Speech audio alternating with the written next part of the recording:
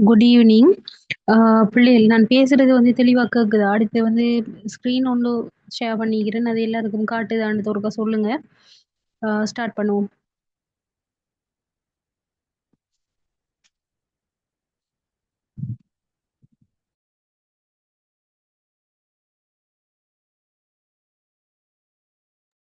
So கடைசி கிளாஸ்ல வந்து அதாவது பாஸ் பேப்பர் கிளாஸ்ல கடைசி கிளாஸ்ல வந்து நாங்க பார்த்த விஷயம் என்னன்னு சொன்னா, யூனிட் 2 யூனிட் 2லயுமே வந்து 2019ல இருந்து 2025 வரைக்கும் உள்ள எங்களுக்கு தெரியும் இப்ப யூனிட் 2 அப்படின்னு சொல்லி எடுத்தோம்னா, முதலாவது அதாவது யூனிட் 1, யூனிட் 2 2யும் எடுத்தோம்னா, எங்களுக்கு வந்து ஒட்டுமொத்தமான கேள்விகள பொறுத்தவரைக்கும், ம ஆக குறைஞ்சது வந்து 8 கேள்விகள், கூடுனது வந்து 9 கேள்விகள் வந்து மொத்தமா வரும். சரிதானே? அதுல அ 8 கேள்வி வருதுன்னு சொன்னா, 7 கேள்வி எங்களுக்கு வந்து நார்மல் கேள்வியாகவும், அல்லது நார்மல் கேள்வியாகவும், அதே மாதிரி அங்கால வரக்கூடிய 8வது கேள்வி, அதாவது அந்த கேள்வி வந்து 41வது கேள்வியாக, ஏபிசிடி டைப் கேள்வியாகவும் எங்களுக்கு வந்து வரும். சரிதானே? 9 கேள்வி வருது. யூனிட் 1, 2 2யும் உள்ளடக்கியதாக 9 கேள்வி வருதுன்னு சொன்னா, ஃபர்ஸ்ட்டுக்கு வரக்கூடிய 8 கேள்விகள் வந்து நார்மலான கேள்விகளாகவும், அங்கால வரக்கூடிய 9வது கேள்வி வந்து 41வது கேள்வியாக, ஏபிசிடி டைப்ல வரக்கூடிய கேள்வியாகவும் எங்களுக்கு வந்து வரும். சரிதானே? இதான் வந்து என்னது வளமையான எங்களோட கேள்வியின் வளமையான டைப். இதுல ஒரு பெட்டர்ன் ஒன்று இருக்கும். சரிதானே? இப்ப உங்களுக்கு வந்து வளமையா சொல்ற விஷயம் தான். நார்மலாகவே என்னது உங்களுக்கு ஒரு ஆசிரியர் வந்து ஒரு எஸ்ஏக்கு வந்து உங்களுக்கு எதிர்பார்க்கை வினா தாராருன்னு சொன்னா, அவர மெயினான விஷயம் அதாவது எங்க இருந்து அந்த விளக்கங்கள் எடுத்திருப்பாருன்னு பார்த்தீங்கன்னு சொன்னா, பாஸ் பேப்பர வந்து நல்லா அனலைஸ் பண்றதன் மூலமாகத்தான் அந்த என்னது எதிர்பார்க்கை வினாக்கள வந்து நாங்க தயாரிக்கிறது. அப்ப அதுக்கு வந்து பேஸ்மெண்டா இருக்கக்கூடிய மிக முக்கியமான விஷயம் தானே இந்த பாஸ் பேப்பர். அதுலயும் உங்களுக்கு வந்து பயாலஜிய பொறுத்தவரைக்கும், நீங்க 2019ல இருந்து 2025 வரையான கேள்விகள வந்து செஞ்சாலே வந்து உங்களுக்கு தாராளமாக போதுமானதாக இருக்கும். சரிதானே?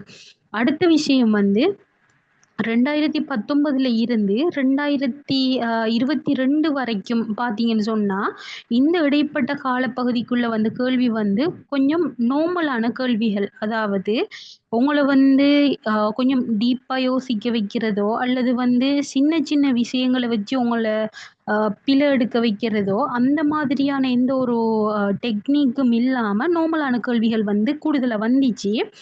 2022ல இருந்து 2025 அதே மாதிரி 2026 இனி வரப்போற பேப்பர் வரைக்கும் உங்கள கொஞ்சம் இன்னும் கொஞ்சம் டீப்பா யோசிக்க வைக்கக்கூடிய நுணுக்கமான கேள்விகள் தான் வந்து அதிகம். சரிதானே? இத நான் வந்து என்னது சும்மா கட்டுக்கதையாகவோ, அல்லது வந்து நான் இந்த கற்பனையிலேயோ வந்து சொல்லல. பேப்பர் எடுத்து அனலைஸ் பண்ணி பார்த்தீங்கன்னு சொன்னா, உங்களுக்கே வந்து விளங்கும். சரிதானே?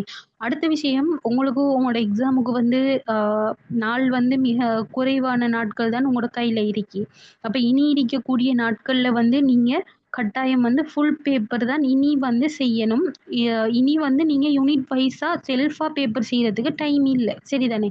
கட்டாயம் வந்து ஃபுல் பேப்பர் செய்றதும் கட்டாயமாக டைம் செட் பண்ணி வந்து செய்யுங்க. சரியா? டைம் செட் பண்ணாம நீங்க எவ்வளவுதான் பேப்பர் செஞ்சாலும், பயாலஜிய பொறுத்தவரைக்கும் உங்களுக்கு வந்து டைம் போதா? எஸ்ஏக்கு வந்து டைம் போதா? என்ற ஒரு பிரச்சனை ஒன்று வரும். சரிதானே? அப்ப இந்த விஷயத்த வந்து ஒருக்கா மனசுல எடுங்க. என்னன்னு சொன்னா, கட்டாயம் டைம் செட் பண்ணி செய்யுங்க.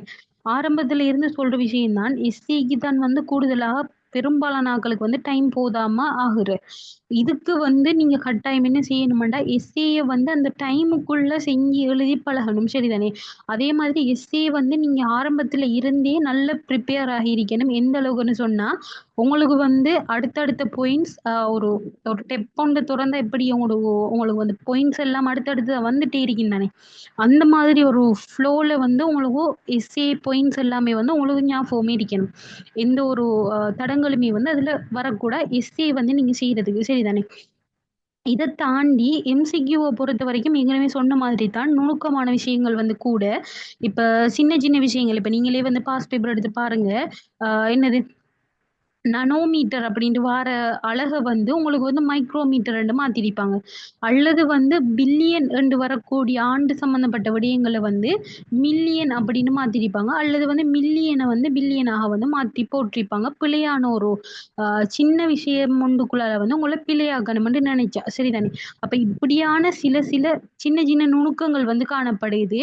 அதே மாதிரி இப்போ ஒரு உதாரணத்துக்கு வந்து ஒரு கூற்றுக்கேள்வி. அந்த கூற்றுக்கேள்வியில வந்து 2 விஷயமா அந்த கூற்றுக்கேள்விய வந்து உடைக்கலாமண்டா, அதுட முன்பகுதி வந்து சரியானதாகவும், அதுல பின்பகுதி வந்து கொஞ்சம் உங்களுக்கு வந்து பிழையானதாகவும் போட்டிருப்பாங்க. அப்ப நீங்க நார்மலா அ என்னது ஒரு ஆர்வக் கோளாறுல வந்து வாசிச்சீங்க அப்படின்னு சொன்னா, உங்களுக்கு வந்து நீங்க ஃபர்ஸ்ட் அந்த அதாவது அந்த ஸ்டேட்மெண்ட்ற முதல் பகுதிய வந்து வாசிச்சுட்டே, இது வந்து சரியான கூற்றுத்தான் என்றத வந்து நீங்க போயிருவீங்க. அப்ப இப்படியான நுணுக்கங்கள கொஞ்சம் இதுக்குள்ள வந்து வச்சிருக்காங்க. அடுத்த விஷயம் இன்னொரு ட்ரிக்ஸ் வந்து இப்ப அண்மை காலமா வரக்கூடிய பேப்பர்ல இருக்கு என்னன்னு சொன்னா, ஏபிசிடி அப்படின்னு போட்டு, அதே மாதிரி பிக்யூ ஆர்எஸ் அப்படின்னு போட்டு கொஞ்சம் சேர்மான கேள்விகள். இப்படியான கேள்விகள் வந்து வாரது அதிகம்.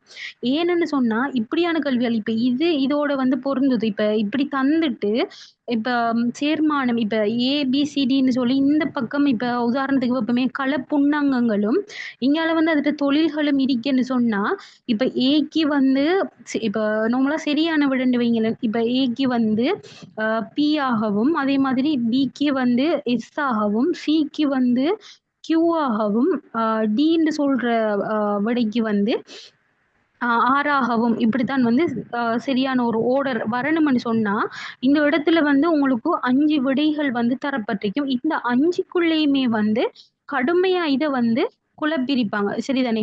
அப்ப ஏன் இப்படியான கேள்விகள் வந்து இப்ப அண்மை காலமாக வருதுன்னு சொன்னா, இப்ப உங்களுக்கு தெரியும் மெடிக்கல் ஃபேக்கல்டி போற ஸ்டூடண்ட்ஸ்ட வீதம் வந்து கூட. அதே மாதிரி கடுமையான போட்டித்தன்மையும் அதிகம். சரிதானே? அப்ப இப்படியெல்லாம் பல அ விஷயங்கள் இருக்கக்குள்ள, உங்கள ஏதோ ஒரு விதத்தில பிழையாக்கணும் என்றதுதான் வந்து பேப்பர் எடுக்கிறவர்ற நோக்கம். அப்ப இதான் வந்து அவங்களோட ட்ரிக்ஸ். அப்ப ஏபிசிடி இப்ப நீங்க இப்ப உதாரணத்துக்கு வந்து 2025 பேப்பர் எடுத்து பாருங்களேன். அதுல வந்து கூடுதலாக இப்ப உங்களுக்கு நான் சும்மா சொல்றத விட நான் உங்களுக்கு வந்து பேப்பர் எடுத்து காட்டுறது வந்து அ பெட்டரா இருக்கும்னு நெனைக்கிறேன். இது வந்து 2025 பேப்பர் சரிதானே? அப்ப இதுல இப்ப நான் சொன்ன மாதிரியான கேள்விகள பொறுத்தவரைக்கும், இது வந்து நார்மலான கேள்வி, நேரடியான கேள்வி. ஆ இப்ப இந்த கேள்விய பொறுத்தவரைக்கும் உங்களுக்கு வந்து என்ன? சேர்மானம் சம்மந்தப்பட்ட கேள்விதான். அப்ப இது என்னது ஏக்கு வந்து நேரா தரப்பட்டிருக்கிற, பிக்கு நேரா தரப்பட்டிருக்கிற விஷயம் எதுன்னு வந்து நீங்க சரியானத அனலைஸ் பண்ணணும். அதே மாதிரி இதுவுமே வந்து அப்படியான ஒரு கேள்விதான். ஏ சரியா? பி சரியா? அப்படின்னு பார்த்துட்டு நீங்க நார்மலா இது என்னது நார்மலாக குடுக்கக்கூடிய கேள்விகள் தான். அ அதே மாதிரி அ உங்களுக்கு வந்து என்னது இப்படியான கேள்விகள் வந்து அதிகம். இந்த இருக்கிற மாதிரியான கேள்வி. இது வந்து இப் இப்ப நான் சொன்ன கேள்விக்கு இப்ப நான் சொன்ன முறையில வரக்கூடிய கேள்விக்கு, இந்த கேள்வி வந்து கடும் அ என்னது செட் மெட்ச் ஆகும் பெர்ஃபெக்ட்டா. இன்னொன்னு சொன்னா, இப்ப ஏபிசி அப்படின்னு தந்துட்டு, இங்கால வந்து பிக்யூஆர்எஸ்ன்னு தந்திருக்காங்க. இப்ப இதுல வந்து இங்கால தரப்பட்டிருக்கிற வைரத்தின் வகையையும், அதுல இயல்பையும் சரியா வந்து பெர்ஃபெக்ட்டா மெட்ச் ஆகுற ஒரு விடைய வந்து நீங்க எடுக்கணும். இப்ப நீங்க ஒரு என்னது நுணுக்கம் இல்லாம, மேலோட்டமா ஒரு கேள்விய வந்து வாசிச்சுட்டு போய் அந்த எக்ஸாம் பேப்பர செய்ற ஒரு ஆளா இருந்தா, கட்டாயம் இந்த கேள்வி வந்து பிழை எடுப்பீங்க. ராங் ஆன்சர் வந்து போடுறதுக்கான வாய்ப்பு அதிகம். நார்மலா நுனிப்புல் மேயிற மாதிரி ஆ என்னது விட எடுத்துட்டு போற ஆட்களுக்கு வந்து இது வந்து ஆ என்னது கொஞ்சம் மிக முக்கியமான ட்ரிக்ஸான ஒரு கேள்வி. சரிதானே? அதே மாதிரி என்னது இப்படியான கேள்விகள தான் இப்ப நான் சொன்னேன். அதே மாதிரி இப்படி கேள்விகளுமே வந்து கூடுதலா வருது. என்னது இங்கால ஒரு கட்டமைப்புக்குரிய பகுதிய தந்துட்டு, அங்கால என்ன செயல்முறை நடக்குதோ, அதுக்கு வந்து பொருத்தமான சேர்மானம். இப்ப இந்த மாதிரியான கேள்விகள தான் நான் வந்து இப்ப உங்கள்ட்ட சொல்றேன். சரிதானே?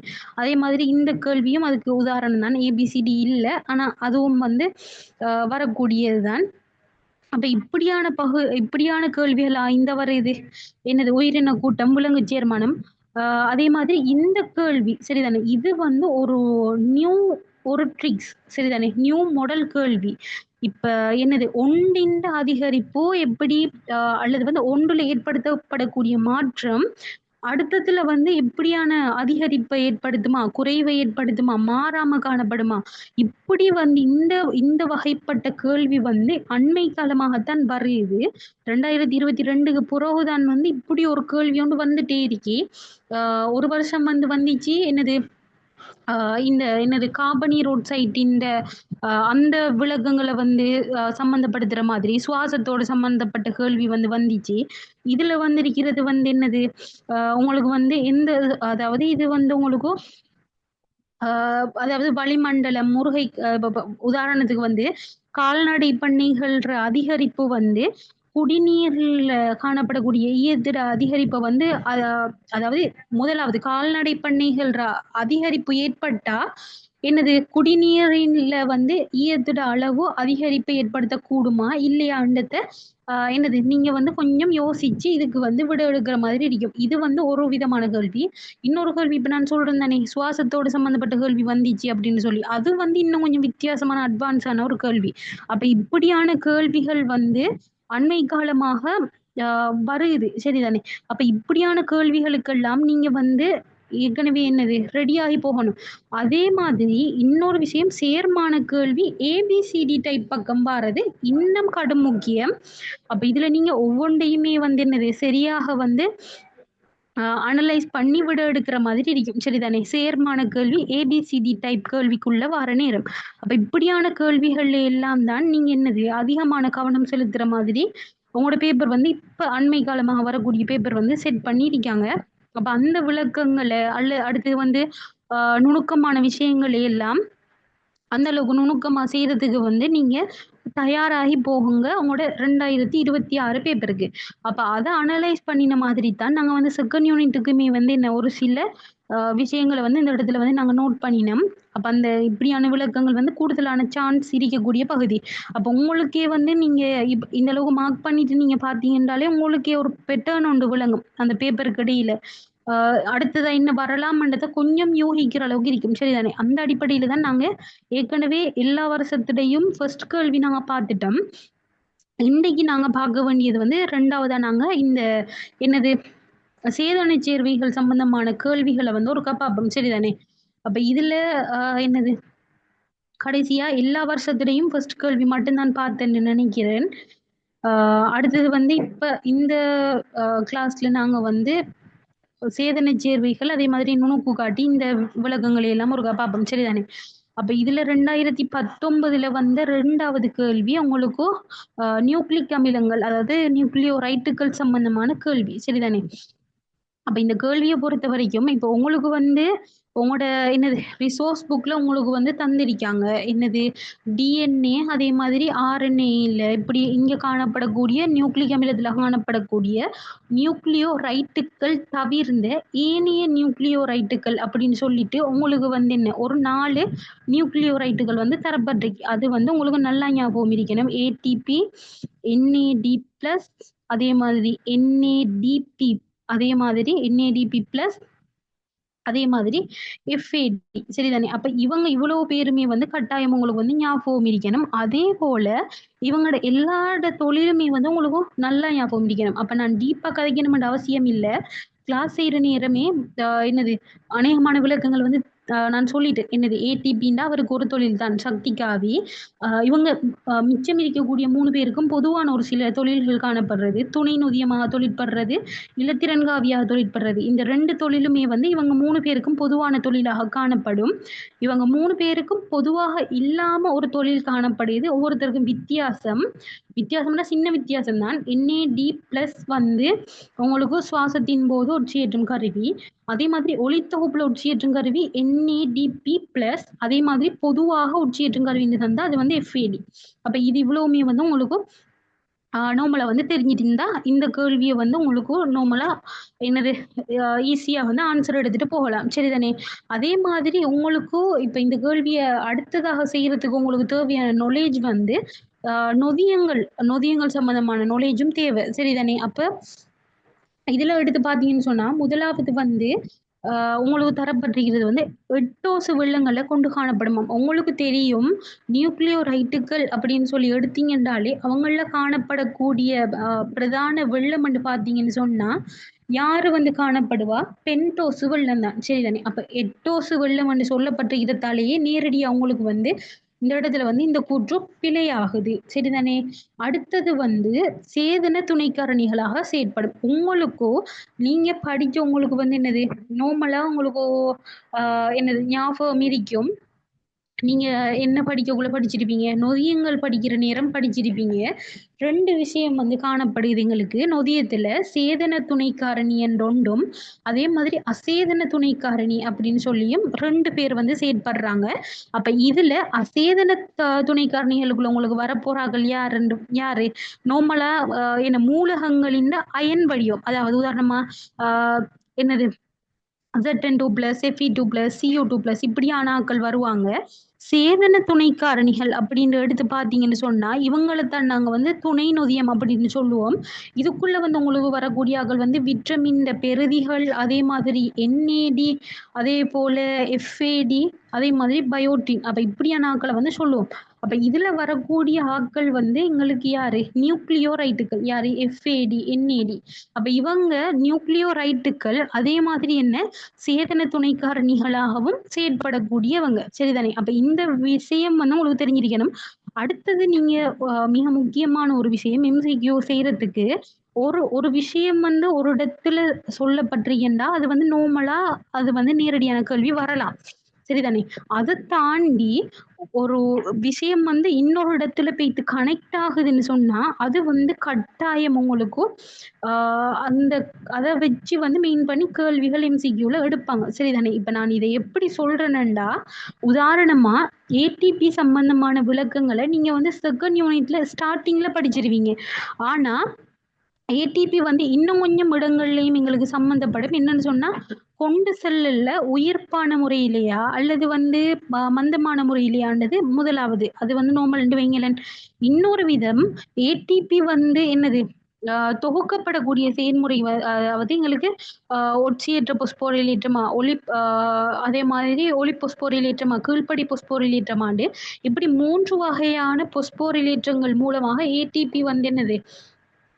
உற்பத்தி செய்யப்படலாம். அப்ப இப்படி இந்த இந்த விஷயம் வந்து உங்களுக்கு எங்க சம்மந்தப்படும்னு பார்த்தீங்கன்னா, ஒளித்தொகுப்பு அதே மாதிரி ஒளிச்சுவாசத்துல பெருசா உங்களுக்கு வந்து கனெக்ட் ஆகாது. மெயினா வந்து இந்த கலச்சுவாசம் இதுல வந்து உங்களுக்கு சம்மந்தப்படுது. அப்ப ஏடிபிய நேரத்தோட படிச்சுட்டீங்க. ஒளி பொஸ்போரிலேற்றம்ண்டா என்ன? ஒட்சியேற்ற பொஸ்போரிலேற்றம்ண்டா என்ன? கீழ்ப்படை பொஸ்போரிலேற்றம்ண்டா என்னன்றது அத வந்து அந்த நாலேட்ஜ் இருந்தாலும், அது வந்து இன்னொரு இடத்துலயும் அப்ளை ஆகுது. அப்ப என்ன செய்வாங்கன்னா, உங்களுக்கு இது 2யும் கனெக்ட் ஆகுற மாதிரி கேள்விகள் வந்து அதிகமான இடங்கள்ல வந்து எடுப்பாங்க. சரியா? அப்ப இதுவுமே வந்து MCQ கேள்விகள் எடுக்கிறதுக்கான மிக முக்கியமான இடங்கள். அப்போ ஒரு விஷயம் ஒரு இடத்த உங்களுக்கு வந்து கனெக்ட் ஆகுது, இன்னொரு இடத்த கனெக்ட் ஆகுதுன்னு சொன்னா, அத வந்து கட்டாயம் நீங்க வந்து நல்லா படிச்சுட்டு போங்க. சரிதானே? இப்ப இன்னொரு விதத்துல சொல்றேன்டா, உங்களோட ஆர்என்ஏ சம்மந்தப்பட்ட விளக்கம் இருக்கு தானே? ஆர்என்ஏ சம்மந்தமான விளக்கம் வந்து உங்களுக்கு அ 7வது யூனிட்லயுமே வந்து சம்மந்தப்படும். அப்ப 7வது யூனிட்டையும் ஆர்என்ஏ நீங்க 2ண்ட் யூனிட்ல படிக்கிற விஷயத்தையும் சம்மந்தப்படுத்தி என்னது? கூடுதலான விளக்கங்கள் வந்து நீங்க தெரிஞ்சு வச்சிருக்கிறது உங்களோட பேப்பருக்கு வந்து நல்லம். சரியா? அப்ப அதே மாதிரி எங்கட கேள்விக்கு வருவோம். நியூக்ளியோரைட்டுகள் சம்மந்தமானது நொதியங்களாக செயற்படுமாம்? இல்ல. ஒட்சிசன் காவிகளாக செயற்படும். ஆனா ஒவ்வொன்றுமே வந்து என்னது? ஒவ்வொரு விதமான இடத்துல ஒட்சிசன் காவியா தொழிற்படும். அதான் வந்து இவங்களோட வித்தியாசமான ஒரு தொழிலாக காணப்படும். ஆ அடுத்தது வந்து உணவு ஒதுக்கங்களாக செயற்படாது. அப்ப எங்களுக்கு நேரடியாவே வந்து தெரிஞ்ச ஆன்சர் என்ன? 2ண்ட் ஆன்சராக வந்து எங்களுக்கு காணப்படும் இந்த கேள்வி. சரிதானே? அடுத்தது வந்து நாங்க பார்க்க வேண்டிய சேதன சேர்வை சம்பந்தமான அடுத்த கேள்வி நாங்க வந்து 2020ஆம் ஆண்டு வந்த பேப்பர்ல 2வது கேள்வி. அ புரதம் சம்பந்தமான கேள்வி வந்து வந்துருக்கு. சரிதானே? அப்ப இத ஒருக்கா வந்து பார்ப்போம். கொஞ்சம் வெயிட் பண்ணுங்க.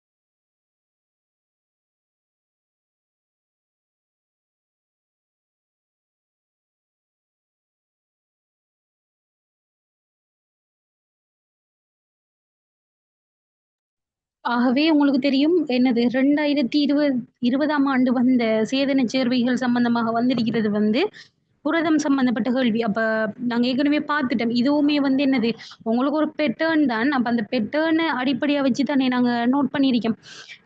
நியூக்ளிக் அமிலம் 2019, 2020 புரதம், 21 கார்போஹைட்ரேட், 22 வந்து லிப்பிட், 23 வந்து உங்களுக்கு ஆ இது சம்மந்தமான சாரி நியூக்ளிக் அமிலங்கள் சம்மந்தமான கேள்விகள் காணப்படுது. 24ல வந்து திரும்ப கார்போஹைட்ரேட், 25ல வந்து ஆ என்னது நியூக்ளிக் அமிலம் ஆர்என்ஏ சம்மந்தமான கேள்வி வந்திருக்கு. அப்ப இந்த வருஷத்துக்குள்ள பார்த்தீங்கன்னு சொன்னா, நியூக்ளிக் ஆசிட், கார்போஹைட்ரேட், ஆர்என்ஏ சம்மந்தமான கேள்வி வந்துட்டு, இனி வரலாமெண்டா லிப்பிட் சம்மந்தமானது. அடுத்தது வந்து புரதம் சம்பந்தமான கேள்வி வந்து வரலாம். இது 2க்கும் சான்ஸ் அதிகம். அங்கால எக்ஸ்ட்ரா வாரன்னு சொன்னா, நியூக்ளிக் அமிலங்கள்ல டிஎன்ஏ சம்பந்தமாக வரலாம். அல்லது வந்து கார்போஹைட்ரேட் சம்பந்தமாக வந்து வரலாம். சரிதானே? கார்போஹைட்ரேட் சம்பந்தமான கேள்வி அ லாஸ்ட்டா வந்து 24ல வந்துட்டு, அது வந்து வாரதுக்கான வாய்ப்பு இருக்கு தான். ஆனா, நாங்க வந்து கொஞ்சம் கூடுதலான அ கவனம் வந்து எதுக்கு குடுப்போம்னா, இந்த பகுதிகளுக்குள்ள வந்து குடுப்போம். சரிதானே? அப்ப இத இப்படியே வச்சுட்டு, நாங்க இப்ப வந்து 2020ஆம் ஆண்டு புரதம் அ கேள்விக்கு வந்து வருவோம். சரியா? அப்ப இதுல உங்களுக்கு வந்து கூற்று கேள்வி. சரிதானே? அப்ப கூற்று கேள்வின்னு நாங்க இந்த இந்த மாதிரியான கேள்விகள தான் கூடுதலா சொல்லுவோம். இப்ப புரதங்கள் அப்படின்னு சொல்லியிருக்காங்கன்டா, அதுல வந்து உங்களுக்கு சரியான கூற்ற கேட்காங்கன்னு அர்த்தம். அப்ப உங்களுக்கு நான் சொல்லியிருந்தேன் இந்த சேதனச் சேர்வைகள் என்றாலே மெயினான விஷயம் வந்து அவங்கள்ல காணப்படக்கூடிய என்னது மூலகங்கள் உங்களுக்கு வந்து தெரிஞ்சிருக்கணும். அதே மாதிரி 2வது விஷயம் தெரிஞ்சிருக்கணும். அவங்க வந்து மாமூலக்கூறா என்றது வந்து தெரிஞ்சிருக்கணும்.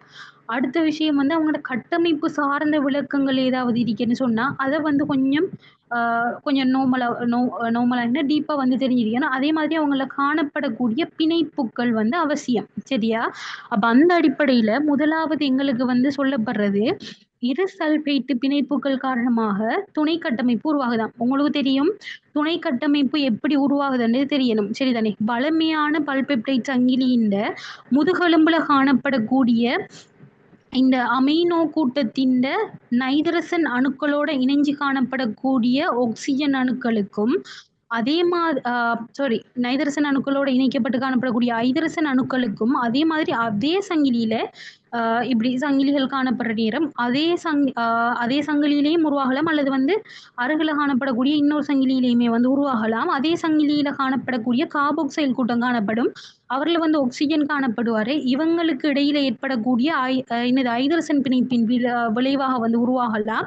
மூலக்கூற்றுக்கு உள்ளான ஐதரசன் பிணைப்பு. சரிதானே? அப்ப இப்படியான என்னது அமைப்புல தான் வந்து உங்களுக்கு யாரு இந்த துணையான கட்டமைப்பு வந்து உருவாக்கப்படுறாரு. அப்ப இது வந்து உங்களுக்கு கட்டாயம் என்னது தெரிஞ்சிருக்கணும். அப்ப புரதம் என்று எடுத்தீங்கன்றாலே உங்களுக்கு மிக முக்கியமான 4 கட்டமைப்புகள் காணப்படுது. முதலான கட்டமைப்பு, துணையான கட்டமைப்பு, புடையான கட்டமைப்பு, அதே மாதிரி நாட்பகுதியான கட்டமைப்புன்னு ஒவ்வொரு இடத்துலயுமே வந்து ஒவ்வொரு ஆட்கள் வந்து சம்மந்தப்படுவாங்க. முதலான கட்டமைப்பை பொறுத்தவரைக்கும் பிரதானமாக பெப்டைட் பிணைப்பால இணைக்கப்பட்டு நேராக ஒழுங்குபடுத்தப்பட்டு காணப்படும். துணையான கட்டமைப்பு பொறுத்தவரைக்கும் இப்படியான என்னது மூலக்கூற்றுக்கு உள்ளான ஐதரசன் பிணைப்பின் விளைவாக வந்து உருவாக்கப்படக்கூடியதாக இருக்கும்.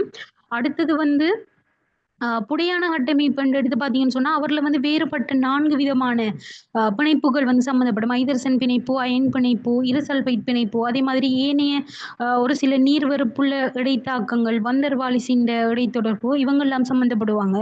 அதே மாதிரி என்னது நாட்பகுதியான கட்டமைப்பு அப்படின்னு எடுத்து பார்த்தீங்கன்னு சொன்னா, எங்களுக்கு இந்த இடத்துல பல்வேறுபட்ட மூலக்கூற்றிடை, அதே மாதிரி மூலக்கூற்றுக்கு உள்ளான இடைத்தொடர்புகளால வந்து சேர்க்கப்பட்டு காணப்படும். அப்ப இப்படியான என்னது இந்த பிணைப்புகள் வந்து உங்களுக்கு கட்டாயம் தெரிஞ்சிருக்கணும். இது வந்து புரதத்துக்கு உள்ளேயே காணப்படக்கூடிய 4 கட்டமைப்பு. இதே இது வந்து நீங்க கார்போஹைட்ரேட்ன்னு எடுத்தீங்கன்னு சொன்னா, அவர்ல என்ன பிணைப்பு வந்து காணப்படுது, நீர் மூலக்கூறுல என்ன காணப்படுது என்றது எல்லாமே வந்து தனித்தனியா வந்து உங்களுக்கு தெரிஞ்சிருக்கணும். சரிதானே? அப்ப இந்த இடத்துல சொல்லப்பட்டிருக்கிற முதலாவது கூற்றுன்னு சொல்றது வந்து இருசல்பேட்டு பிணைப்பு காரணமாகத்தான் புரதத்தின் துணையான கட்டமைப்பு உருவாகுதாம்னு சொல்லப்பட்டிருக்கு. இது என்ன எங்களுக்கு வந்து பிழையான கட்டமைப்பு. அடுத்தது வந்து பிழையான கூற்று. 2வது கூற்று சொல்லப்படுது 26 வெவ்வேறு அமினோ அமிலங்களால் ஆக்கப்பட்டதாம். இது வந்து கடும் முக்கியம். நான் ஏற்கனவே சொன்னதுதான்.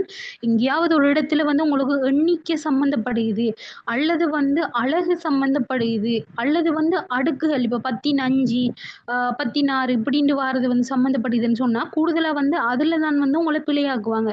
அப்ப உங்களுக்கு நல்லா தெரியணும், எனது புரதங்களின் உருவாக்கத்துல வந்து 20 வந்து வேறுபட்ட அமினோ அமிலங்கள் வந்து அமினோ அமிலங்களால வந்து ஆக்கப்பட்டு காணப்படுவாரு. அதே மாதிரி அடுத்த விஷயம் நான் சொன்னதுதான் ஹைலைட் பண்ண வேண்டிய பாயிண்ட். அதாவது ஒவ்வொரு சேதன சேர்வையின்றதும் மூலகச் சேர்க்கை வந்து கடும் முக்கியம். அப்ப புரதங்கள் எடுத்து பார்த்தீங்கன்னு சொன்னா, நாங்க CHO, NS அப்படின்னு சொல்லுவோம். அப்ப இவங்க இவ்வளோ பேராலையும் தான் புரதங்கள் வந்து உருவாக்கப்பட்டு காணப்படும். அப்ப இந்த இடத்துல வந்து எக்ஸ்ட்ரா ஒரு ஆள் வந்து எங்களுக்கு வந்திருக்காங்க, பொஸ்பரஸ். அப்ப இவர் வந்து வரமாட்டாரு. அப்ப இதுவுமே வந்து பிழையான கூற்று. 4வது கூற்று பாருங்க, துப்புரவாக்கிகள் காரணமாக இயற்கை அகற்றப்படுவது இல்லையாம். அப்ப உங்களுக்கு தெரியணும், புரதத்தின் இயற்கை ஆற்றல்னு சொல்றது வந்து வலிமை குறைந்த இரசாயன பிணைப்புகளும் இடைத்தொடர்புகளும் மாற்றப்படுறதால புரதம் வந்து தனக்குரிய ஒரு தனித்துவமான கட்டமைப்பு, முப்பரிமாண வடிவம், அதே மாதிரி அவருக்கு வந்து விசேடமான தொழிற்பாடு வந்து கொண்டு காணப்படுவாரு. இவங்க எல்லாருமே வந்து மாற்றப்படுறதால என்னது இந்த இப்ப சொன்ன இயல்புகள் எல்லாமே வந்து இழக்கப்படக்கூடிய ஒரு செயற்பாடு தான் வந்து புரதத்தின் இயற்கை அகற்றல் அப்படின்னு சொல்லுவோம் நாங்க. அப்ப இதுல பங்கெடுக்கக்கூடிய ஆட்கள்னு பாத்தீங்கன்னா, உயர் வெப்பநிலை, அதே மாதிரி உயர் கதிர்வீச்சு, அதே போல என்னது உயர் pH, அதாவது வண்ணமில, மண்காரம், உயர் செறிவுடைய உப்பு, பார உலோகங்கள், சேதன கரைப்பான்கள், துப்புரவாகிகள் இவங்க இவ்வளவு பேருமே வந்து சம்மந்தப்படுவாங்க. சரிதானே? அடுத்த விஷயம் வந்து உங்களுக்கு மிக முக்கியமா நீங்க வந்து தெரிஞ்சிருக்க வேண்டிய பாயிண்ட்ஸ் வந்து இந்த புரத கட்டமைப்பு மட்டங்கள்லயே வந்து மிக வலிமையான கட்டமைப்புன்னு எடுத்து பார்த்தீங்கன்னு சொன்னா, அது வந்து புரதத்தின் முதலான கட்டமைப்பு தான். சரிதானே? அவர் வந்து இயற்கை ஆற்றலுக்கு உள்ளாக்கப்பட மாட்டாரு. ஏன்னு சொன்னா, அவர்ல வந்து இருக்கக்கூடிய அந்த பெப்டைட் பிணைப்புன்னு சொல்றது வந்து வலிமை குறைந்த ஒரு இரசாயன பிணைப்பு அல்ல. அவர் வந்து நல்ல வலிமையான ஒரு இரசாயன பிணைப்பு. அப்ப என்னது புரதத்தின் கட்டமைப்பு மட்டத்துல வலிமையான ஒரு கட்டமைப்பு மட்டம் என்றாலும், இந்த புரதத்தின் முதலான கட்டமைப்பு மட்டும்தான். சரிதானே? இதை வந்து நல்லா ஞாபகம் வைங்க. அடுத்து அப்ப எங்களுக்கு என்ன துப்புரவாக்கிகள் காரணமாக இயற்கை அகற்றப்படுவதில்லை அப்படின்னு சொன்னா, அது வந்து என்ன ஒரு பிழையான கூற்று. 5வது கூற்று பாருங்க, பொருட்களை வந்து கொண்டு செல்றதுல வந்து பங்களிப்பு செய்யுதாம். அப்ப உங்களுக்கு தெரியும், புரதத்தை பொறுத்த வரைக்கும் உங்களுக்கு ஒரு 7 வகையான தொழில்களை வந்து செய்யக்கூடிய ஆட்களை வந்து காணப்படுவாங்க. அந்த புரத தொழில், அதே மாதிரி அவர வகை, அதே போல அதுக்கு உதாரணம், அப்ப எல்லாமே வந்து உங்களுக்கு தெரிஞ்சிருக்கணும். அப்ப ஊக்கிக்குரிய ஆட்களா வந்து தொழிற்படுவாங்க, கட்டமைப்புல தொழிற்படும், அதே மாதிரி சேமிப்புல வந்து தொழிற்படும், கொண்டு செல்லலாக தொழிற்படும், ஓமோன்களாக, அதே மாதிரி சுருங்கக்கூடிய இயக்கத்துக்குரிய இடங்கள்ல, அதே போல பாதுகாப்பு இப்படின்னு சொல்லக்கூடிய 7 வகையான தொழில்களை வந்து செய்யும். அப்ப 5வது கூற்று வந்து எங்களுக்கு ஒரு சரியான கூற்றாக வந்து காணப்படும். சரிதானே? அடுத்தது வந்து 2021 எங்களுக்கு வந்து சேதன சேர்வைகள் சம்பந்தமான கேள்வி. தாழ்த்தா வெள்ளம் எது என்று கேட்கப்பட்டிருக்கு. அப்ப நேரடியாக எங்களுக்கு தெரியும் சுக்குரோசு. கடைசி கிளாஸ்லயும் நாங்க பார்த்துட்டோம். சரிதானே? அடுத்தது வந்து 2022 பார்த்தீங்கன்னு சொன்னா, லிபிட் சம்பந்தமான கேள்வி ஒன்று வந்திருக்கு. சரிதானே? அதுவுமே வந்து லாஸ்ட் கிளாஸ்ல வந்து நாங்க பார்த்துட்டோம். 2023 எடுத்து பார்த்தீங்கன்னு சொன்னா, எங்களுக்கு வந்து 41வது கேள்வியாக ஒரு நியூக்ளிக் அமிலங்கள் சம்பந்தப்பட்ட கேள்வி ஒன்று வருது. சரிதானே? 2023 41வது கேள்வி. பாஸ் பேப்பர் எல்லாரோட கையிலையும் இருக்கும் என்று நம்புறேன். அப்ப 41வது கேள்வி என்ன கேட்கப்பட்டிருக்கு அப்படின்னு சொல்லி பார்த்தீங்கன்னா, நியூக்ளியோரைட்டுகள் தொடர்பான பின்வரும் கூற்றுக்கள்ல சரியான கூற்று எதுன்னு எங்களுக்கு வந்து கேட்கப்பட்டிருக்கு. சரிதானே? அப்ப இத பொறுத்த வரைக்கும் உங்களுக்கு வந்து கூற்று கேள்வி என்னது உங்களுக்கு தந்திருப்பாங்க. அப்ப எது எது சேர்மானம், அதாவது வழமையாக வந்து ஏபிடி அப்படின்னு சொல்றது வந்து முதலாவது ஆன்சர். இது வந்து நார்மலா ஞாபகம் வைங்க. ஏசிடி வந்து 2, ஏபி வந்துச்சுமாண்டா 3, அதே மாதிரி சிடி வந்தா 4. வேறு ஏதாவது ஆன்சர் வந்து எங்களுக்கு மேட்ச் ஆகி வருதுன்னா அது வந்து 5வதாக இருக்கும். சரிதானே? அப்ப முதலாவது கூற்று பாருங்க. NADP+ ஆனது நியூக்ளியோ ரைட்டுகள் சம்பந்தமானது. சரிதானே? NADP+ ஆனது இலத்திரன் காவியாகவும் ஒட்சியேற்றும் கருவியாகவும் வந்து தொழிற்படுதாம். அப்ப நான் இப்பதான் நாங்க பார்த்தோமேனே. அப்ப எங்களுக்கு வந்து நியூக்ளிக் அமிலங்கள்ல காணப்படுறது தவிர ஏனைய வேறு நியூக்ளியோ ரைட்டுகள் அப்படின்னு பார்த்தீங்கன்னு சொன்னா எங்களுக்கு 4 பேர் இருக்காங்க. அதுல வந்து விசேடமான ஒரு ஆள் வந்து ஏடிபி. இவருக்கு ஒரு தொழில் தான் அகில சக்தி காவி. மிச்சாக்கள பார்த்தீங்கன்னு சொன்னா NAD+, என் சாரி NADP+, அதே மாதிரி யாரு FAD. சரிதானே? அப்ப இவங்க இவ்வளவு பேரும் இருக்காங்க. இவங்க இவ்வளவு பேருக்கும் பொதுவான தொழில்கள் வந்து 2. ஒன்று வந்து துணை நொதியமாக வந்து செயற்படுறது. அடுத்தது வந்து இலத்திரன் காவியாக வந்து தொழிற்படுறது. அடுத்த ஒரு தொழிலுமே காணப்படுது ஒட்சியேற்றும் கருவி. ஆனா இது வந்து ஒவ்வொருத்தருக்குமே வந்து வித்தியாசம். NAD+ன்னு சொல்றது வந்து சுவாசத்துல, NADP+ வந்து ஒளித்தொகுப்புல, FADன்னு சொல்றது வந்து பொதுவான ஒட்சியேற்றும் கருவி. இப்ப நாங்க எங்க கேள்விக்குள்ள வந்து போவோம். சரிதானே? அப்ப முதலாவது வந்து NADP+ ஆனது இலத்திரன் காவியாகவும், அதே மாதிரி NADP+ ஆனது இலத்திரன் காவியாகவும் ஒட்சியேற்றும் கருவி. எங்க ஒட்சியேற்றும் கருவி இவரு? ஒளித்தொகுப்புல வந்து ஒட்சியேற்றும் கருவி. அப்ப இது வந்து எங்களுக்கு சரியான ஒரு கூற்று. 2வது பாருங்க. FAD ஆனது இலத்திரன் காவியாகவும் தாழ்த்தும் கருவி. தாழ்த்தும் கருவி என்ற கதைக்கே வந்து இடம் இல்ல. எங்க? எந்த நியூக்ளியோரைட்டுகள்ல ஒட்சியேற்றும் கருவியாகத்தான் வந்து தொழிற்படுவாங்க. சரிதானே? அப்ப பி கூற்று வந்து எங்களுக்கு பிழை. சிய பாருங்க. NADP+ FAD என்பன துணை நொதியமாகவும் இலத்திரன் காவி. அப்ப நான் சொன்னேனே ஏற்கனவே ஏடிபி தவிர எஞ்சிய 3 நியூக்ளியோரைட்டுகளுக்கும் பொதுவான தொழில் துணை நொதியம், இலத்திரன் காவி. அப்ப இது வந்து எங்களுக்கு சரியான ஒரு கூற்று. டி கூற்ற பாருங்க. NAD+ ஆனது என்னது ஒட்சியேற்றும் கருவியாகவும் NAD+ ஆனது இலத்திரன் காவியாகவும் ஒட்சியேற்றும் கருவியாகவும் வந்து தொழிற்படுது. அதுவுமே வந்து என்னது சரியான ஒரு கூற்று. ஈய பாருங்க. NAD+, NADP+ என்பன துணை நொதியங்களாகவும் தாழ்த்தும் கருவியாகவும். அப்ப ஏற்கனவே சொன்ன மாதிரி தான் தாழ்த்தும் கருவின்னு சொல்ற கதைக்கே வந்து இடம் இல்லை. அப்ப ஆன்சர் வந்து எங்களுக்கு இருக்க போகுது என்ன? ACD. அதாவது 2வது ஆன்சராக வந்து எங்களுக்கு இருக்கும். சரிதானே? அடுத்த கேள்வி வந்து எங்களுக்கு 2024ஆம் ஆண்டின் 2வது கேள்வி. சரியா? எனது கார்போஹைட்ரேட்டுகள் சம்பந்தமான கூற்றுக்கள்ல வந்து சரியான கூற்று எதுன்னு வந்து கேட்கப்பட்டிருக்கு. அப்ப இந்த இடத்துல என்னது முதலாவது சொல்லப்பட்டிருக்கிறது வந்து 2 குளுக்கோஸ் மூலக்கூறுகளுக்கு இடையில நடைபெறக்கூடிய என்னது நடைபெறும் ஒடுங்கல் தாக்கத்தால ஒரு தாழ்த்தா வெள்ள மூலக்கூறு வந்து என்னது உருவாகுதாம். அப்ப உங்களுக்கு வந்து முதலாவது வந்து உங்களுக்கு தெரியணும். இந்த கார்போஹைட்ரேட்டுகள் வந்து எப்படி வந்து உருவாகுது? அதாவது நாங்க பொதுவாக வந்து யாருன்னு சொல்லுவோம்? பல்சர்க்கரைட்டுகள் அப்படின்னு சொல்லுவோம். அப்ப பல்சர்க்கரைட்டுகள பொறுத்தவரைக்கும் உங்களுக்கு நார்மலா சொல்லுவோமே GFK. நான் வந்து இந்த மாதிரி என்னது இந்த மாதிரி தான் வந்து ஞாபகம் வச்சிருக்கேன். சரிதானே? அப்ப இத வந்து நீங்க ஏதோ உங்களுக்கு அ பொதுவான ஒரு முறையில வந்து ஞாபகம் வச்சுக்கோங்க. Glucose, fructose, galactose, maltose, sucrose, lactose. சரிதானே?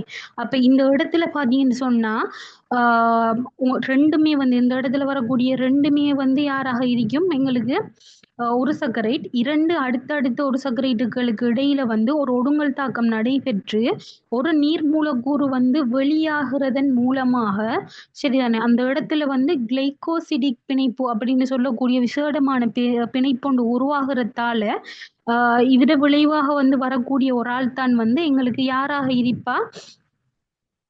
எங்கட வந்து இரு சர்க்கரைட்டுகளாக வந்து இருப்பாங்க. சரிதானே? அதே மாதிரி பல்சர்க்கரைட்டுகள் அப்படின்னு சொல்லி எடுத்து பார்த்தீங்கன்னா, இவங்க வந்து மாமூலக்கூறு. அதேபோல இவங்களோட கட்டமைப்பு பொறுத்தவரைக்கும் ஒரு சில 100ல இருந்து ஒரு சில ஆயிரங்கள் வரையான ஒரு சர்க்கரைட்டு உப அலகு வந்து சம்பந்தப்படும். சரிதானே? அப்ப இந்த இடத்துல வந்து உங்களுக்கு சொல்லப்படுறது 2 குளுக்கோஸ் மூலக்கூறுகளுக்கு இடையில நடைபெறக்கூடிய ஒடுங்கல் தாக்கத்தால ஒரு தாழ்த்தா வெள்ள மூலக்கூறு வந்து 2 குளுக்கோஸ் மூலக்கூறுகளுக்கு இடையில நடைபெறக்கூடிய தாக்கம். அப்ப 2 குளுக்கோஸ் மூலக்கூறு வந்து என்னது 2 குளுக்கோஸ் மூலக்கூறுகளுக்கு இடையில வந்து ஒடுங்கல் தாக்கம் நடைபெறதன் விளைவாக யாரு வாரான்னு சொன்னா மோல்டோஸ் வந்து வாராரு. அப்ப உங்களுக்கு தெரியும் தாழ்த்தா வெள்ளமண்டா யாரு? சுக்ரோஸ். அப்ப சுக்ரோஸ் உருவாகணும்டா எங்களுக்கு குளுக்கோஸும் ஃப்ரக்டோஸும் வரணும். சரிதானே? அப்ப இந்த இடத்துல வந்து தரப்பட்டிருக்கிறது தாழ்த்தா வெள்ளமண்டது பிழையான ஒரு கூற்று. 2வது கூற்றம் வந்து பாருங்க, கெலக்டோஸு ஒரு கீட்டோஸு வெள்ளமாகும். அப்ப உங்களுக்கு வந்து அடுத்த விஷயமாக வந்து தெரிஞ்சிருக்க வேண்டிய விஷயம் என்னன்னா, உங்களுக்கு வந்து ஒரு சர்க்கரைட்டுக்கள்ல 2 விதமாக வந்து காணப்படுது எங்களுக்கு. சரிதானே? என்ன அடிப்படையிலண்டா, அங்க காணப்படக்கூடிய கார்பனைல் கூட்டத்தின் வகை அடிப்படையில வந்து 2 வகையான ஒரு சர்க்கரைட் காணப்படுது. ஒன்று வந்து எல்டோஸ் அப்படின்னு சொல்லுவோம். அடுத்தது வந்து கீட்டோஸ். அப்ப உங்களுக்கு வந்து கெமிஸ்ட்ரி படிச்சாக்கலண்டா உங்களுக்கு அந்த வார்த்தையிலேயே வந்து விளங்கியிருக்கும். அப்ப இவங்கள்ல பார்த்தீங்கன்னு சொன்னா, எல்டோஸ்ல வந்து ஆல்டிஹைட் கூட்டம் காணப்படும். அதே மாதிரி கீட்டோஸ்ல பார்த்தீங்கன்னு சொன்னா, கீட்டோஸ் வகை ஒரு சர்க்கரைட்டுகள்ல வந்து கீட்டோன் கூட்டம் வந்து காணப்படும். சரியா? அப்ப இதுல வந்து எல்டோஸ் வகை ஒரு சர்க்கரைட்டுக்கு உதாரணமாக குளுக்கோஸும், அதே மாதிரி கெலக்டோஸும் வந்து காணப்படும். கீட்டோஸ் வகைக்குரிய ஒரு சர்க்கரைட்டாக எங்களுக்கு வந்து ஃப்ரக்டோஸ் வந்து வருவாரு. சரியா? அப்ப இந்த இடத்துல வந்து கெலக்டோஸ் ஒரு கீட்டோஸ் வெள்ளம் வந்து தரப்பட்டிருக்கு. கெலக்டோஸ் வந்து யாரு? ஒரு எல்டோஸ் வெள்ளம். கீட்டோஸ் வெள்ளம் யாருன்னு பார்த்தீங்கன்னா, ஃப்ரக்டோஸ் மட்டும்தான். அப்ப இந்த இடத்துல வந்து இந்த கூற்று பிழையாகுது. 3வது கூற்ற பாருங்க. குளுக்கோசமைனானது பங்கசுக்களின் சேமிப்பு கூறுகளின் ஒரு பாத்து ஆகும். அப்ப அடுத்த விஷயமா நீங்க ஞாபகம் வைக்க வேண்டியது என்னன்னா, இந்த பல் சர்க்கரைட்டுகள் அவங்களோட ஒரு பாத்து சம்பந்தமான அந்த அட்டவணை. சரியா? அப்ப அந்த அட்டவணையில வந்து விசேடமான ஆட்கள் வந்து காணப்படுறாங்க. அவங்க வந்து ஹைலைட் பண்ண வேண்டிய ஆட்கள் என்னன்னு சொன்னா நைதரசன் பொதுவாக வந்து கார்போஹைட்ரேட்டுகள் எடுத்து பார்த்தீங்கன்னு சொன்னா CHO மட்டும்தான் காணப்படும். மூலகச் சேர்க்கையாக விசேடமாக ஒரு ஆள்ல மட்டும்தான் நைதரசன் வந்து காணப்படும். யாருண்டா கைட்ரின். அப்ப இவர் வந்து மிக வித்தியாசமான ஒரு ஆள். அதே மாதிரி இனோலின், ஃபெக்ட்ரின், அதே மாதிரி அரைச்செல்லுலோஸ், கைட்ரின் இவங்க இவ்வளோ பேர்லயுமே வந்து விசேடமான ஒரு பாத்து காணப்படுது. அது வந்து ஞாபகம் வைக்கணும் நீங்க. அப்ப இந்த இடத்துல வந்து எங்களுக்கு தரப்பட்டிருக்கிறது வந்து யாரு? குளுக்கோசமைன். குளுக்கோசமைன் சொல்றது வந்து யார ஒரு பாத்துன்னு சொன்னா கைட்ரின்ட ஒரு பாத்து. சரிதானே? அப்ப இவரு வந்து என்ன சொல்லப்பட்டிருக்கிறது? பங்கசுக்களின் சேமிப்பு கூறுகள்ன்னு சொல்லப்பட்டிருக்கு. அப்ப உங்களுக்கு தெரியும் இவர் தொழில் வந்து பங்கசுக்களின் கலச்சுவரையும் அதே மாதிரி ஆர்த்ரோபோடாக்களின் புறவன்கூட்டுலையும் தான் என்னது ஒரு கூறாக வந்து காணப்படுவார். இப்ப நான் சொன்னேன் உங்களுக்கு ஸ்டார்டிங்ல சொன்னேன் தானே, இப்போ ஒரு கூற்று தராங்கண்டா அந்த கூற்றை நாங்க 2ஆ டிவைட் பண்ணலாமண்டா, முதல் பகுதி வலிமையாக சரியாக இருக்கும், இறுதி பகுதி வந்து பிழையாக இருக்கும். அதுக்கு மிகச்சரியான ஒரு உதாரணம் வந்து இதுதான். குளுக்கோசமைன் சொல்றது வந்து பங்கஸ்ல வந்து காணப்படும். எங்க காணப்படும்? பங்கசுக்களின் கலச்சுவர்லையும் ஆர்த்ரோபோடாக்களின் புறவன்கூட்டிலையும் ஒரு கூறாகத்தான் காணப்படும். என்னது சேமிப்பு கூறாக வந்து காணப்படாது. சரிதானே? அடுத்த கூற்ற பாருங்க. 4வது கெலக்டியூரோனிக் அமிலமானது தாவரங்களின் கட்டமைப்பு பல்சகரைட்டின் ஒரு பாத்து. அப்ப உங்களுக்கு தெரியணும் கெலக்டியூரோனிக் அமிலம்னு சொல்றது வந்து யாரு? பெக்ட்ரின் அவர ஒரு பாத்து. அப்ப இவர தொழில் வந்து தாவர கலச்சுவரின் நடுமென்தட்டின் கூறு. சரிதானே? அப்ப இந்த இடத்துல வந்து உங்களுக்கு தரப்பட்டிருக்கிறது வந்து தாவரங்களின் கட்டமைப்பு பல்சகரைட்டின் ஒரு பாத்து அப்படின்னு வந்து உங்களுக்கு தரப்பட்டிருக்கு. அப்ப தாவர கட்டமைப்புக்குள்ள தானே எங்களுக்கு வந்து இந்த என்னது தாவர நடுமின் தட்டும் வருது. அப்ப அவர் ஒரு கூறாக வந்து யாரு காணப்படுவாராம்? இந்த கெலக்டியூரோனிக் அமிலம் அவரை கொண்டு காணப்படக்கூடிய அந்த பல்சக்கரைட் வந்து காணப்படுவாராம் அப்படின்னு சொல்றது வந்து சரி. அப்ப நேரடியா வந்து உங்களுக்கு கேட்காம இப்ப நேரடியா வளமையாக அதாவது 2022க்கு முதல் இந்த கேள்வி வந்திருக்கிறண்டா இந்த கூற்று எப்படி போற்றிருப்பாங்கன்னு யோசிச்சு பாருங்க. பெக்ட்ரின் வந்து தாவர கலைச்சுவரின் நடுமின் தட்டின் கூறு அப்படின்னு போற்றிக்கலாம். அல்லது வந்து பெக்ட்ரின் தாவரங்களின் ஒரு தாவரத்துல காணப்படக்கூடிய ஒரு கட்டமைப்பு பல்சக்கரைட் ஆகும் அப்படின்னு கூட போற்றிக்கலாம். ஆனா இப்ப வரக்கூடிய டிசைனை பாருங்க, கொஞ்சம் யோசிக்கணும்.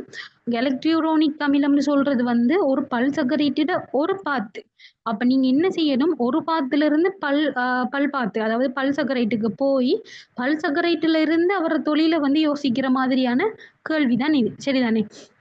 அடுத்தது 5வது கூற்றுல வந்து சொல்லப்பட்டிருக்கிறது. அரை செல்லுலோசு என்னது ட்ரையோஸ் அதே மாதிரி பென்ரோஸ் என்பவற்றால வந்து ஆக்கப்பட்ட கிளை கொண்ட பல்சர்க்கரைட்டாம். அப்ப அரை செல்லுலோஸ்ன்னு எடுத்து பார்த்தீங்கன்னு சொன்னா, யார் யாரு காணப்படுவா? பென்ரோஸ் அதே மாதிரி ஹெக்ஸோஸ் இவங்க 2ஆலயும் வந்து ஆக்கப்பட்டு காணப்படுவா. அப்ப இவர் வந்து யாரு? கிளை கொண்ட வடிவம் தான். அப்ப உங்களுக்கு நல்லா தெரியணும். தொழில் அடிப்படையில வந்து 2 விதமா வகைப்படுத்துவோம். சேமிப்பு அதே மாதிரி கட்டமைப்புண்டு. அதே போல என்னது அங்க காணப்படக்கூடிய வடிவமைப்பின் அடிப்படையில பார்த்தீங்கன்னு சொன்னா, நேர்கோட்டு வடிவம் அதே மாதிரி கிளை கொண்ட வடிவம்ண்டு இன்னும் 2 விதமா பிரிப்போம் நாங்க. அப்ப உங்களுக்கு வந்து 2யுமே வந்து கனெக்ட் பண்ணி ஆன்சர் எடுக்கிற அளவுக்குமே வந்து தெரிஞ்சிருக்கணும். சரியா? அப்ப இதுவுமே வந்து ஒரு ட்ரிக்ஸான ஒரு கூற்று தான். அப்ப இந்த விஷயத்துல வந்து ஒருக்கா என்னது கவனம் எடுங்க. அடுத்தது பார்க்க வேண்டிய கேள்வி வந்து இது 2024 2025ல வந்து உங்களுக்கு ஒரு நியூக்ளிக் அமிலம் சம்பந்தமான ஒரு கேள்வி ஒன்று வந்திருக்கு. சரிதானே?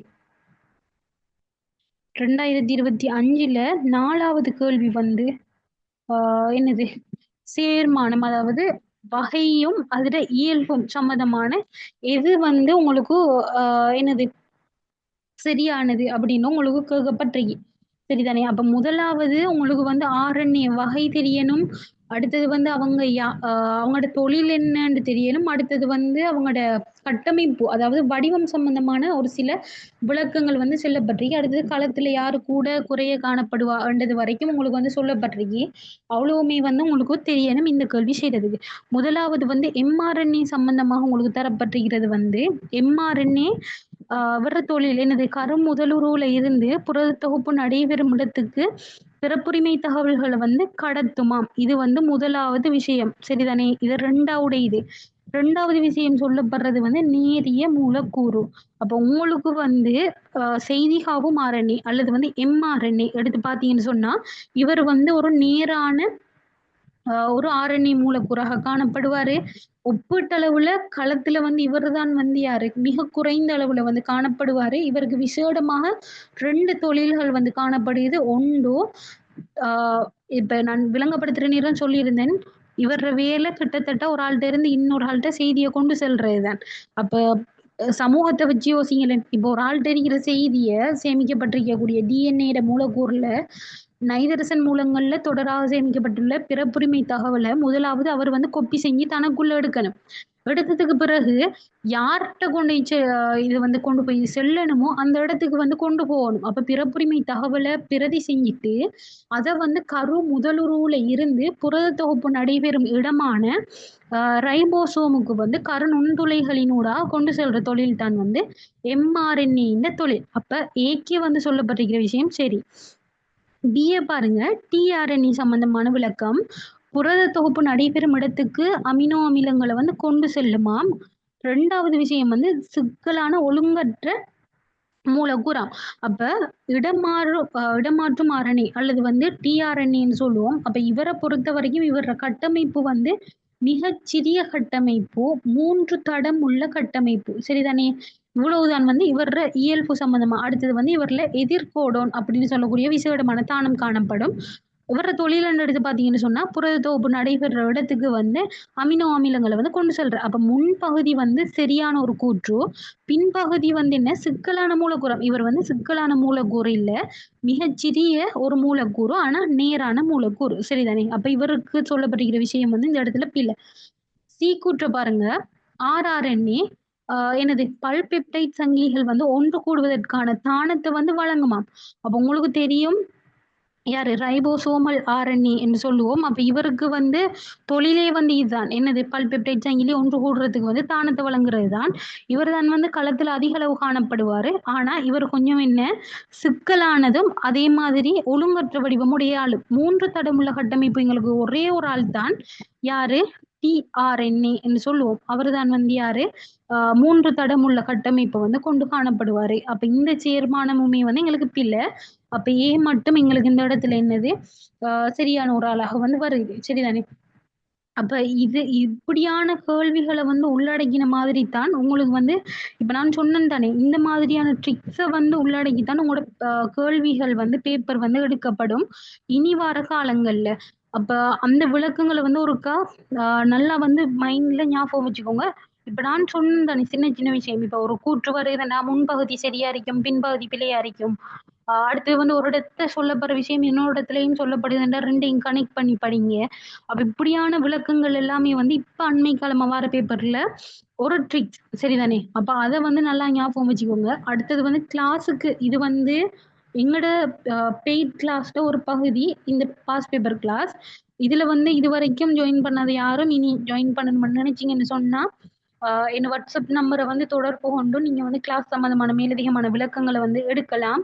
ஆ இதோட வந்து நிப்பாட்டுறேன். அடுத்தது வந்து கிளாஸுக்கு வார பிள்ளைகள் உங்களுக்கு வந்து அ எஞ்சிய பகுதி இருக்கு தானே, அத வந்து நான் ரெக்கார்டிங்கா வந்து உங்களுக்கு அப்லோட் பண்றேன்.